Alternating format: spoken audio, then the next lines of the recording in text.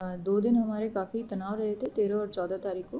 13 तारीख को पोल्स के समय एसडीएम जो एरिया मजिस्ट्रेट की ड्यूटी पे समरावता गांव में गए थे, तो उनको एक कैंडिडेट ने, नरेश मीणा ने, बिना किसी प्रोवोकेशन के थप्पड़ मार दिया था।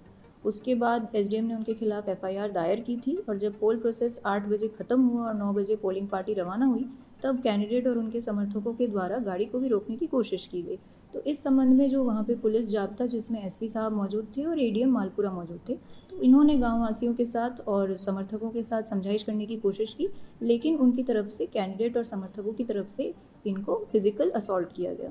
तो उसके बाद फिर पुलिस ने भी अपना बल का प्रयोग करते हुए 60 लोग, जो कि सबसे ज़्यादा आगजनी और पत्थरबाजी कर रहे थे, उनको डिटेन किया। नरेश मीणा जी को भी डिटेन किया, लेकिन चूंकि आगजनी और पत्थरबाजी ज़्यादा हो रही थी, तो नरेश मीणा उस कन्फ्यूजन में पीछे से भाग लिए।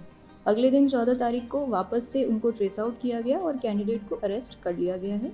कल कुछ घटनाएं, 14 तारीख को कुछ घटनाएं हुई थी जिसमें उनके समर्थकों द्वारा हाईवे पे और कुछ जगहों पे जाम लगाया गया था, लेकिन वो भी अब पूरी तरह से जाम खुल चुका है और अब शांति की स्थिति है, कोई भी तनाव की स्थिति नहीं है। क्या अपील करना चाहेंगे लोगों से इस तरह की? मैं जिले के लोगों से यही अपील करना चाहूँगी कि बिल्कुल आप शांति की स्थिति को बनाए रखें। जो भी ये घटना हुई है, इसमें हमने यही देखा है कि जिन लोगों को हमने डिटेन किया, 60 में से 50 से ऊपर लोग जो हैं वो बाहर के हैं।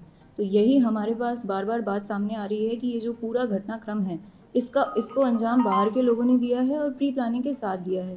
टोंक की जनता की कुछ वाजिब माँगें थी, जो कि उनके एसडीएम, उनके कलेक्टर और उनके बीच की थी। उनकी जो अपनी माँगें थी और उनके जो विचार थे, उसको एक तरह से को-ऑप्ट कर लिया गया। उनकी जो भावनाएँ थी, उसको यूटिलाइज़ करते हुए अपना जो पॉलिटिकल सिक्का है, उसको जमाने की कोशिश की गई। परंतु प्रशासन ने स्थिति को पूरी तरह से कंट्रोल में रखा है। ना तो हमने इलेक्शन के प्रोसेस में कोई भी बाधा आने दी, इलेक्शन प्रोसेस पूरी तरह से निष्पक्ष रूप से संपन्न हुआ। ना हमने कोई भी मृत्यु होने दी या कोई मेजर कैजुअल्टी होने दी।